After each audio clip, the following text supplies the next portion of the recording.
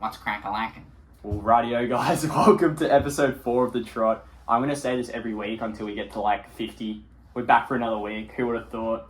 I think as long as we're still practicing on Tuesday, I don't see why we would stop, but I'm here with Mason. And yeah, I'm Matt, and this week we don't have another guest because we both, I think we can agree that we had probably the best training week of our lives. Yeah. I mean, mileage-wise and also just, session-wise. Yeah, session-wise was big. Anyone that likes Once a Runner is going to like this episode. He still hasn't read it, which I'm pretty surprised about. I mean, not a very fiction-y guy. I'm not reading it till they make a movie. They almost did. There's like a books. trailer on YouTube for Once a Runner. It's like a, I don't know, it looks like someone made it just on like fucking iMovie. It would be sick. I've heard good things about it. Yeah. I'd love to watch a movie. Yeah, but obviously you're a non-fiction man. That's actually the only fiction book I've purposely read. Yeah, but it's like based off of true events, isn't it? Nah, nothing Not at all. like. They're fake characters, but some characters are based on real people. Like Bruce Deason, who's based on like a real athlete, and then obviously John Walker is in the book. Anyway, rambling a bit, but I mean, I feel like this episode we can go on a few more tangents just because we don't have a guest, we don't have to chew into our time for the intros and stuff. So I mean, we can get crack-a-lackin' on fucking. Just use what you said in the intro, crack-a-lackin'. I don't think I've ever said that. Crack-a-lackin'. Yeah. Training weeks. How much mileage you do on, and what do we do on light speed? Oh, it started pretty easy on Monday. I just did 7 with no double, but we had a light speed day, which I would even push more towards just speed, not even light speed. We did 4 by 30-second hills on a pretty good grade. It was a pretty good day. It was easy, fun. Obviously. Yeah, easy running. Effort, but I did soft surface because, as we had our debate last week, I'm still running soft surface and Mason's still running on the fucking concrete on a Monday morning. But, it's me. I did 4. I was at work, so I doubled. Double. Double on the treadmill. So I did, I did 5 in the afternoon. I did 8 in the morning. So I actually got 13-mile day. So, yeah, I actually had a pretty big Monday. And then Tuesday, we had Tuesday was huge. Big session. It wasn't even supposed to be that big, I don't think, as fast as we took it down. But the workout was starting with a 3200 tempo. And tempo, I would say it's more like... Not tempo, yeah. It was 3200. It's supposed to kind of mimic that getting out in a race really fast, but then taking it down further because it's only 2 miles, not a 5 mile. But, just feeling good, I think. 2 miles, feeling like it's not, obviously it's an unrealistic race pace, running 440s, which we get into in a sec, but, that's unrealistic, but, we can run that for a 2 mile and still have it feel, good. Yeah, so we ended up hitting 9:30 on that 32. I got 9:29. I led this gun to tape, by the way, so this is the first workout where I actually, ran, on the number one gun. He led the whole 2 mile, pretty much, and, I just tucked in there. We were all 9:29, 9:31 in that range.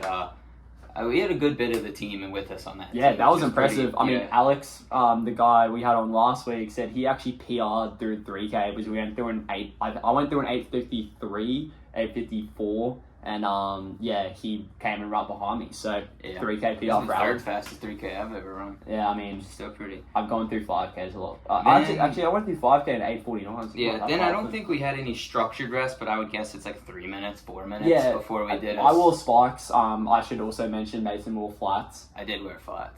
So I changed my flats real quick, and then we had it was 4 to 6 mile progression. I ended up doing 5. We kind of started at 6:10s, worked down to 5:30.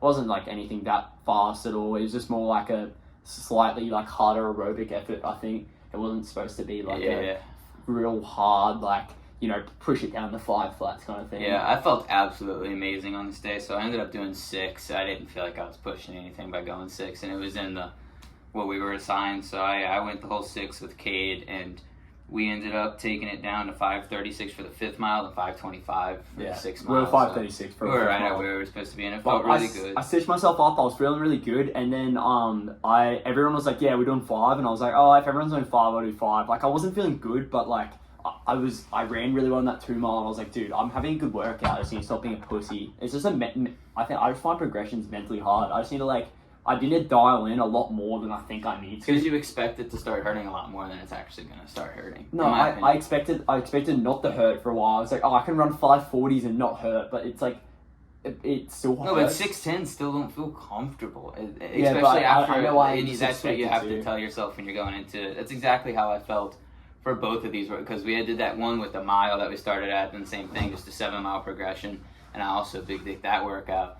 And I just feel like both times though, I was off in those first 3 miles, which you wouldn't think because they're like borderline 6 flat miles at 3 miles at 6 flat, but it just wouldn't feel good to me. You know, I don't start feeling good in these progressions until we actually get down to 540. Yeah. And that's when I start feeling like, okay, like obviously it's hurting more than the 6 flats did, but it's not hurting as much as I expected. I can keep pushing. And on this I day, almost get the complete opposite. I just feel like shit, and then I just feel worse. That's alright. To be honest, no, I mean, I just haven't had a good progression run ever. I can't think of a time where I've progressed down, like doing like a 4 to 6 mile or like anything like that, and felt good. They're mental. Yeah, I know. I don't, but I think I'm good mentally in workouts. But I just think a progression is a different kind of mentality you have to bring into it. I think it's gonna be easy. I just like assume it's like fucking I'm big dog. Like I tempo fucking 5'10's going. Like I'm not. Yeah, but you get straight into that feeling. You know how it's gonna feel the whole time. There's no surprises at the end, and like just a straight tempo. But anyway, so that tempo, I did 6, and then so the whole group, their group, everyone that did 5 did an 800 together. I'll let you run that one down. Yeah, so we got told to go out at 70, but we didn't. We ran at 66, and I don't want to throw Colin Saltzman on the bus, but he told everyone not to go around him, and then left like 200 to go. Everyone just went around him, and then I was like, oh, I'm just gonna sit here. And then with 100 to go, I was like, oh, these guys are like rolling. Like they were running like 28 pace, and I was like, oh, maybe I'll like kick. So I kind of like half-assed the kick, and I ran like 210, and it didn't feel hard. I honestly was more like mad than I was like anything. So anyway, you fucking had a way more. You got. I don't know why like the instructions changed. Clayton, you need to clarify this because we didn't get told. They went out in like what 68. Well, we were told to go out in 70 also, and Christian actually. So it was me, Cade, who did the 6 mile progression, but then Christian also hopped in with us, who was one of our 800 guys, and we took the first 200 a little quick because Christian got a little jumpy, but then we got back. We ran like 33, 35 were our splits for that first 400. We came through in 68, and then I told everybody, I was like, if y'all are going to go, y'all can take the lead. I was expecting that they were going to rip it, but Cade ripped it like a lot more than I expected. So we had 68, then Cade ran 56, 55. I mean, something like that, and ended up running like 202. I ran 68.59, and it felt really good for me. I didn't want to push it too hard, and obviously, like it didn't feel like a jog. 59 is never going to feel like a jog, but it felt as good as I could have expected and as good as I could have hoped. So I was happy with that workout. Big miles there as well. Yeah, that was pretty much it. Yeah, I think I got 12 in the morning. I think I cooled down like half a mile at like 10-minute pace, but I came back and we had a double workout this day. So actually, I did come back in the afternoon and did 4x4 minutes, 75 seconds. I think you probably did the same, right? Yeah, I did the same. What were your paces? I don't even remember. I usually do them. Depending on the day, I usually just start around 5:15, get down to 5 flats, or I'll do it by rep and start the rep at 5:15 and get down to 5 flats per rep. But I usually never just rip it straight into 5 flats. And at the beginning of the season, I was, but I've kind of chilled out on my double workouts, trying to save my legs. I felt a little crapped out recently, just not overtrained, but just very tired. So trying to stay on top of that. I did 5:13 for the first one, and 5 flats. So I'm doing what Mason just said. He stopped doing. But, yeah, I felt really good. I think I did like a bit more at the end just to get to like, I don't know, like 5K or something. I don't know. I remember doing something a bit extra. I remember making y'all do an extra cool down lap because I needed to hit my mileage for that day, which I believe was 18. No, 18. 18. No, 18. Bro, that was crazy how long that is took me to calculate that. I took that up. Okay. Then Wednesday, how much mileage you on Wednesday? I had 2 very easy days back to back. On Wednesday, I just did 6, no double, which crazy. That's wild. That's all I needed. I did 11, and then Thursday we also had we had wickets this day as well. I love wickets, man. I forgot about that. Man, I love all this like other shit we do. Like I just never done this before. But wickets are fun, man. Wickets are fun. We did that together. Like, I wore the on spikes, and I recently had my big toenail fell off. Yeah, it was. Oh fuck! It's pretty gross. I just knocked my camera off, by the way, for the listeners. Bro, and yeah, I wore these on spikes, and like I've worn them before and stuff, but ever since that toenail fell off, it's like been a bit sore, and then it's like, yeah, the upper just ruins my toe. Like I don't know if anyone else who has the on spikes had the issue. I know Joe Klecker actually got injured from them. Did you hear about that? No, I yeah. did not. So he said he had Achilles problems from the spikes before the 10K at World Champ. That's why he ran so shit. Anyway, I'm not saying don't buy them. That the midsole's magic. Just be careful. I'd like to try them. I mean, you can probably have them. I'm not gonna wear them. Yeah. Anyway, I did the first one, and like I couldn't run on my toes because like it hurt so bad. So I took them off, put my Cliftons back on. But I got 12 on this day. Do you double? Yeah, I did double. I only got 10.5 though. And then Friday, well, the one everyone who pre-clicked on this video or Friday was big. Yeah, man. So explain the workout, and I'll explain the significance behind. Started with the casual 2-mile warm up, and Yep. then we were assigned 40x400. I think in the back of most people's heads, though, it was already planned to go 30 or maybe 35 max. And it was just going to be 40 if you felt really good. My plan, ever since I heard about it a week before this, was hit 40. Yeah, that same, was right? my only As soon as goal I in my saw head. it, I was like, I'm doing 40. Yeah, If I I'm was running like, like I'm hitting 90, bro, 40 I'm by running 400. 40s. So we did that. It was not the day for it. First off, we did it on a gravel track, Yeah. which it's a very loose gravel track. Oh, I should it add. was sick though, bro. So great. I would love to do another workout on it, but I do think you might get a second or two per rep Yeah, 100%. conversion for that. It got really beat up when you had the whole team. They were also running so many laps around it. Was but dirty too. I mean, just mud flung left. No and one right. liked to sit behind me because I was flicking shit up. Yeah, But this man, dude's got the towiest run ever. we were out there for a while. Like this was like a 90-minute session. I should also say 30 seconds rest after each rep. No. You got it completely wrong. You got to explain. You're right. It's in sets. So we started. Yeah, it's in sets of 5. That's gonna be the first thing. And for the first 20 reps, it was actually 100-meter jog in about 30 seconds. And then after sets, it's 400 jog, which would be about 2 minutes. Yeah. And then after the 20th rep, we went to a standing rest with about equal times. The 30 seconds rest, 2 minutes rest is what we were taking. We might have went a little bit over 2 minutes for. Yeah, in between sets, I think we went to 3. But yeah, so that was the main gist of the workout. Started very slow at 78s to 79s. I think we even hit 180 in there for the first set. Yeah, it was 180. And then it just progressed down from there. I actually think we got a little too quick, too fast. Yeah, in the first 20, I mean, I think the first time we were right about like 78, and then we went like, it was like drastic. It went from like 76 for like 3 reps, and then 75, 74. A few 73s in the first 20. Yeah, so I think the 15th to 20th rep is when we started. Yeah, we started running like 75s. 71s. Yeah, I think it was like 71, 72s, and then literally for the next 20, we just hold the same. I mean, fueled up. Fueled up after rep 20, and then I think we should, maybe that could be the Hanso and the Ranto today is like not people not having nutrition for long sessions and stuff. People making fun of me for taking gels. Yeah, bro, me and Mason both took a gel. It's a 12-mile workout. Yeah. Fuck. Bro, exactly, and I'm gonna explain it more in Hanso and Ranto. It's gonna be that's a preview for what's to come. But anyway, we took a gel at 20, and I honestly went as soon as it like kind of settled in a bit. Bro, I felt so good because I have caffeine in my own as well. I definitely wasn't feeling good at around rep 20, but I was gonna stay mentally strong. I was finishing the workout regardless, but luckily around rep 25, the gel hit, and I was like, Bro, I'm feeling good again. Dude, it was one of those days for me, man. Yeah. I got to 30 thinking like I could do another 20.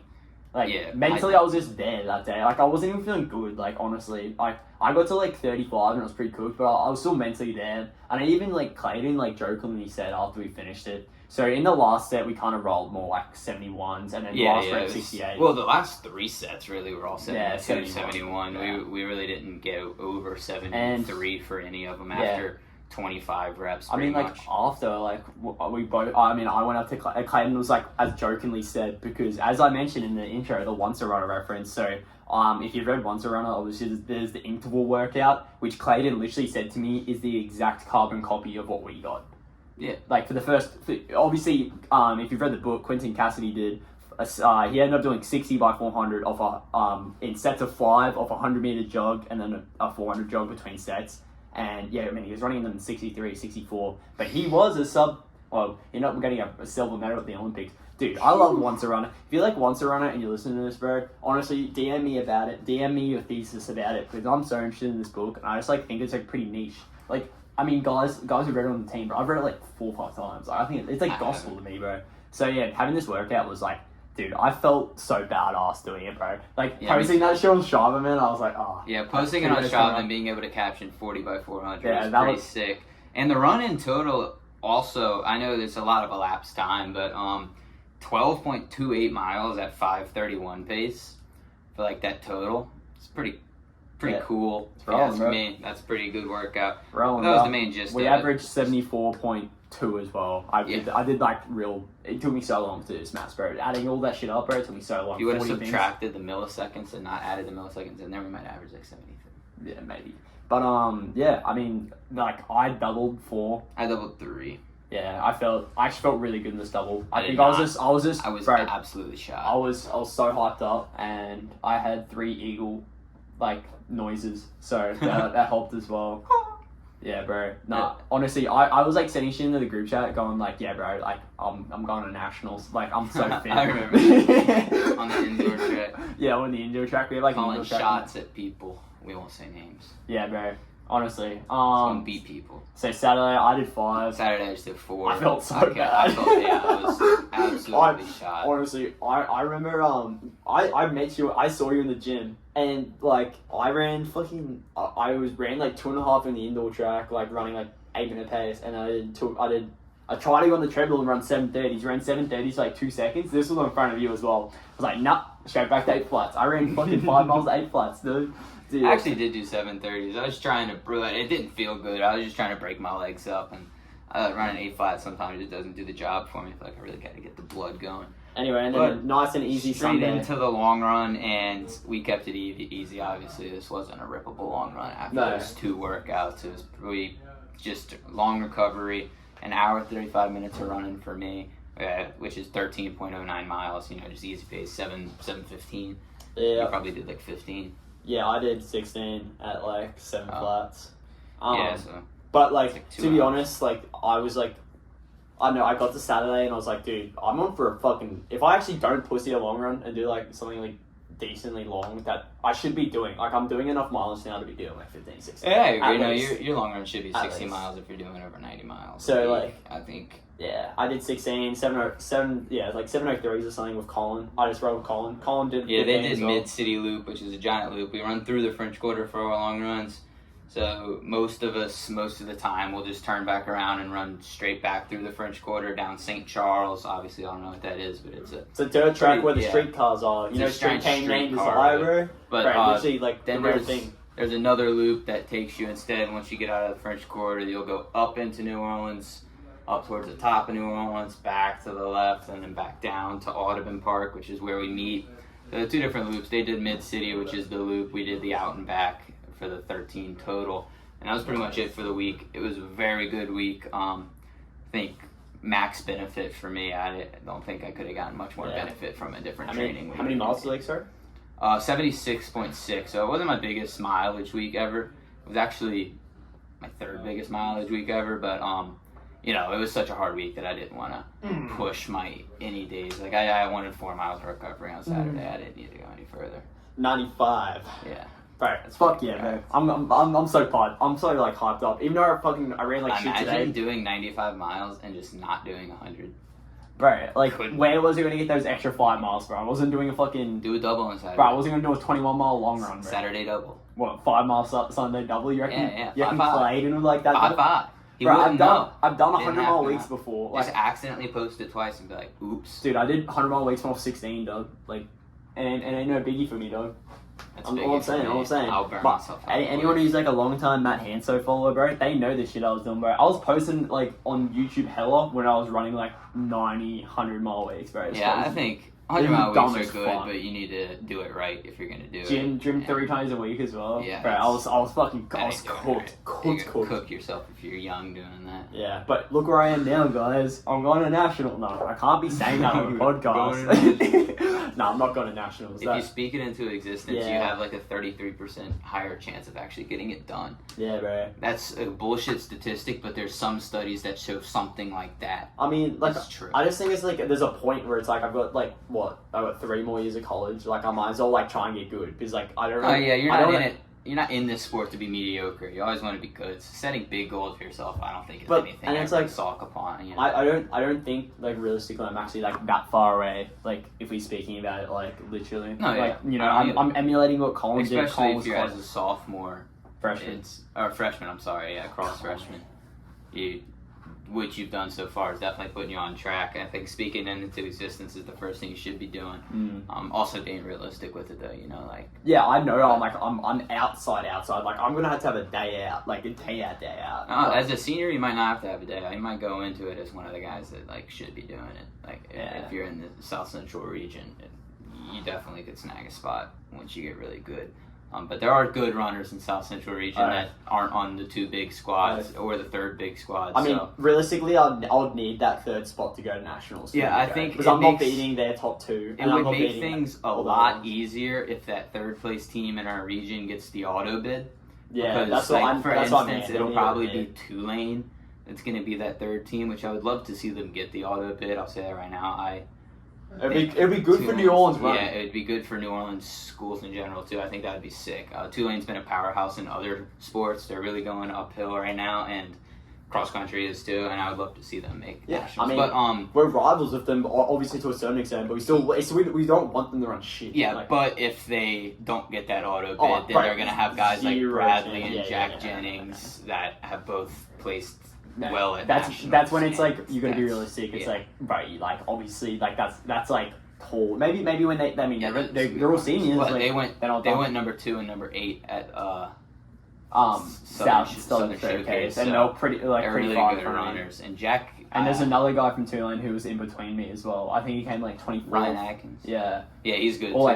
He came. They've got a good squad. They can definitely get that auto bid if they perform well at AACs.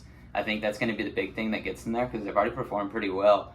So I think usually the way the committee is going to look at it is your other races along with placing 3rd in your region. Yeah. And I think if Tulane snags 2nd at AAC and competes very well with Tulsa and or beats Tulsa, then they've got that spot on lock. I just think that AACs is going to be the more important race for them than regionals because I think they already have that spot on lock. I've loved how you dissected that. That was very insightful. Yeah. I actually learned a lot. So this is true. Yeah. So there you go. So that's that. I mean, the only reason we're really talking about this is like obviously that's why I'm doing a bit more mileage. I'm just trying to like give it a good old send. Is like I'm probably at the age now where actually training hard is like acceptable because I'm college kid now. Like no, yeah, I agree, and your body can handle it now. You have enough free time. Also, like as a kid, I found it hard to really circulate my life around running because you have to go to school for 7 hours a day. I don't know if you do that. Yeah, like, is that how it is on Australia? Yeah. 7 hours. Yeah,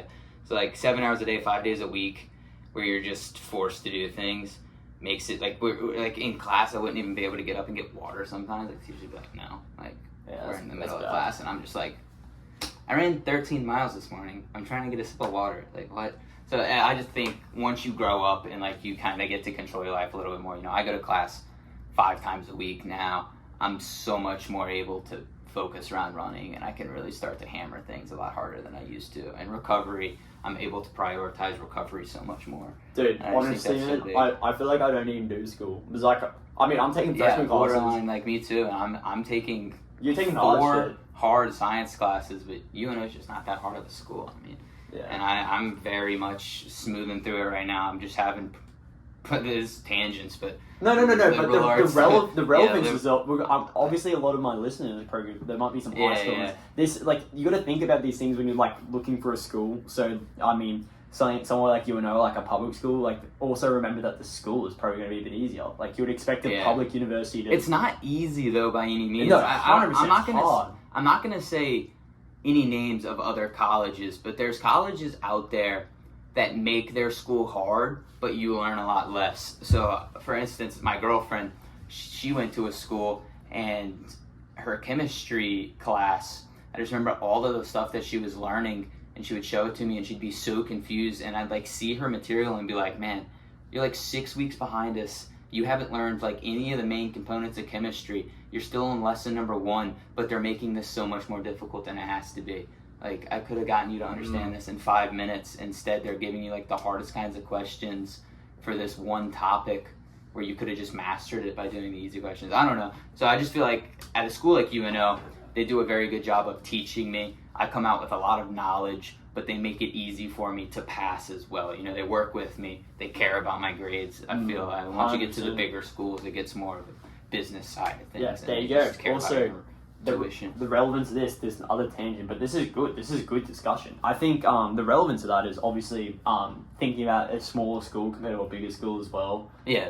Like, there's a bunch of stuff you got to consider. Like, obviously, I'm not saying I was fucking heavily recruited out of high school, but if you've got enough to have a few options, definitely like look into like the school as well. Don't just pick a purely based on athletics. It's pretty easy to just look at your options and choose the biggest school of school. You know, like you get all this, and you're like Georgia, TCU, Alabama, South Florida, and like everybody was so quick to just be like, oh, Georgia and Alabama. Let's see which one I want to do. But like, I think there's more stuff that you go into choosing your college other than those. Obviously, you know what you're looking for, but there's just other factors that I think need to be weighed into your decisions, because I would be willing to bet that South Florida has... I never mind. I know nothing about South Florida. It was just a random example because they played Alabama the other day. But, like, UNO is a better example. Like, just UNO is a very good school. It's very good education-wise, and you're going to come out with a very good education. Any recruits, hit up Clayton O'Callaghan, bro. Honestly, if you want to come, bro,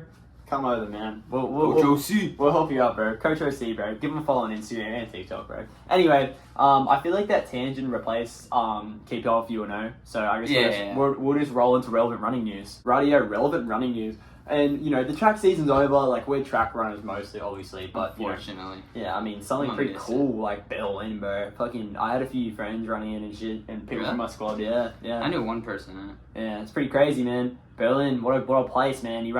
Steve Monaghetti, I read his book, and, you know, he's talking about running under the gate in, like, 1991. It's like the first year where West and East Germany, like, finally back together, reunited. Berlin Wall's gone, all that kind of shit. Yeah. Anyway, Berlin Marathon. I guess we'll quickly just go to men's result, but that's pretty boring. I mean, pretty much they set up this race for Kipchoge to be, like, impossible to beat. Like, okay, you're going to set a pace for a fucking 60 flat, you're going to run 250s for a half marathon, someone's going to come with you, they're going to blow up, Kipchoge runs 201, 202 again. Yeah, like, bro, why didn't you just race Kelvin Kipton, bro? Yeah, where was Kelvin Kipton for this? No, he was supposed to be doing it, but then running team, like, supply all the athletes for Berlin, so Kipchoge was like, nah, don't race him, bro.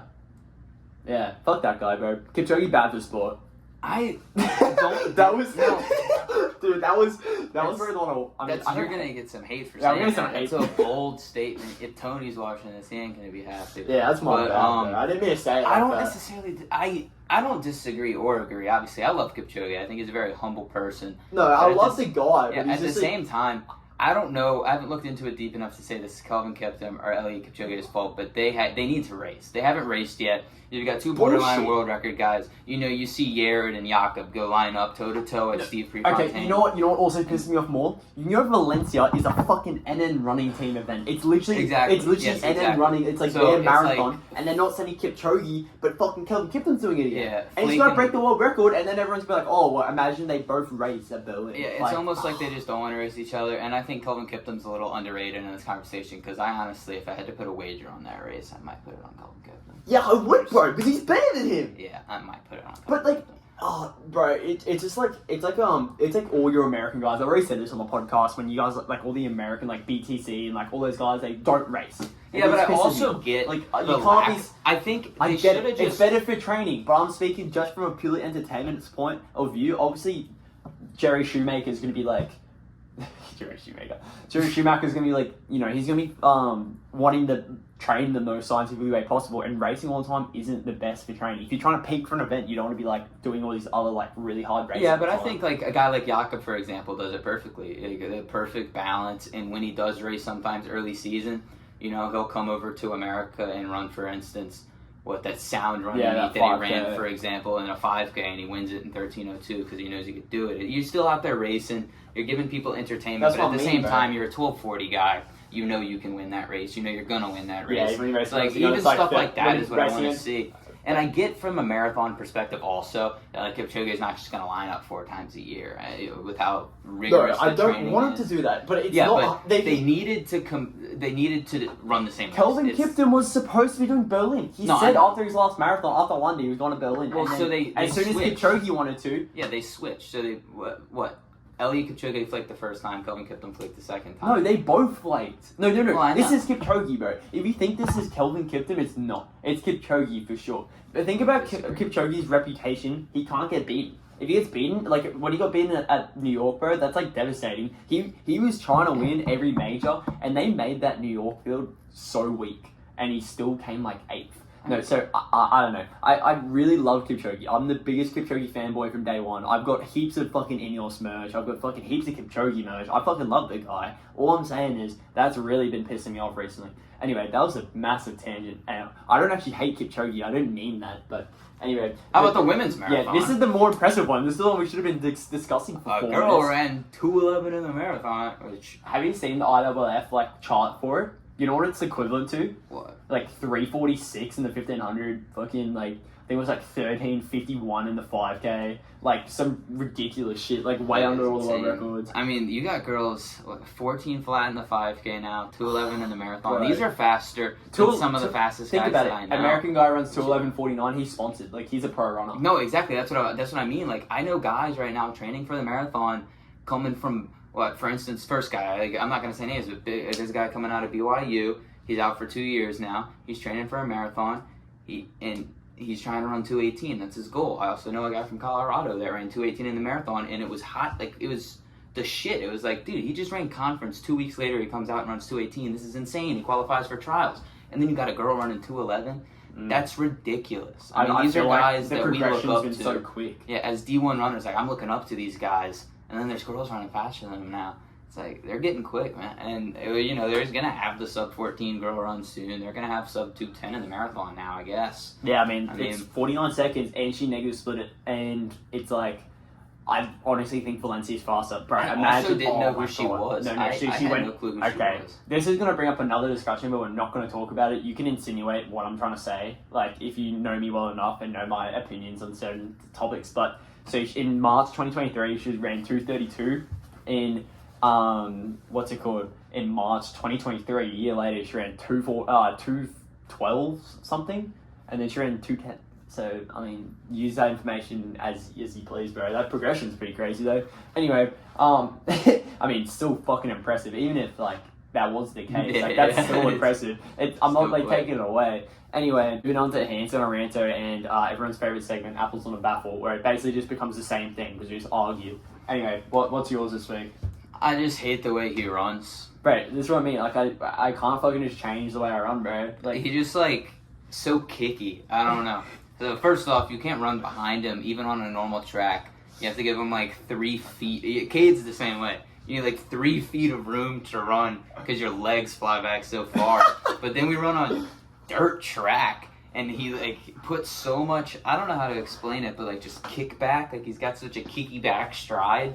And when there's dirt involved in this, man, running behind him for any given rep is just like a sandstorm. But like hard pellets of mud sandstorm, just all in my eyes, all in my face, like everywhere. Then Alex hops in front of me, and it's as smooth as it could ever be. Like, not a drop of dirt on me. Then he hops right back in front of me, and I don't even know, really. I don't know if it's efficient or not. I mean, I'm not knocking on, like, the efficiency of the stride or anything. Just like, it's so annoying. About my efficiency. I'm so fast in and out. It's so annoying. But Alex, like, just doesn't kick up any dirt. Like, well, no one does. Like, you throw Delgado up in front, there ain't gonna be dirt kicked. But then you throw you or Cade up in front, it's just... What do you mean Cade, bro? I'd run behind Cade fine. I just think you're just fucking sensitive, bro. No. Y'all be kicking. Right. Kicking hella. Cade doesn't do it nearly as bad as you. I just wanted you to have some company. I didn't want you to think I was only knocking on you. But yeah, you do it a lot worse than Cade. You very kicky back stride. Yeah. Anyway, no problem with it. I think it comes from the forward lean. You're also a very forward leaning guy. I pace a lot. I pace a lot in outdoor. Yeah, I think it is your forward lean, like kind of just that kind of gait. It really forces your glutes to kick back, but which is good. That's like the efficient stride. That's how you want to be. But it's not good when someone's running behind you on dirt, I guess. If you ever have a cross race on dirt, like on Colorado's home course or something, you need to get out in first and just fucking run in first. Because you'll just sabotage everybody behind you. And everybody's just gonna get That's a ridiculous statement. I can't believe you. It's true. Right, that's some bullshit. It's not that kicky back. VO2 max drops by at least like 1 to 2 because you're breathing in half dirt. What, instead of, you know how it's like the calculations, like the amount of oxygen you take in? Yeah, no, you gotta you've factor also in you gotta factor yeah, in the you get dirt oxygen you're taken away still- because there's fucking dirt. What, is it like, in brackets, like, Yeah, minus my dirt? workout was impressive because I breathed in at least like a liter of dirt.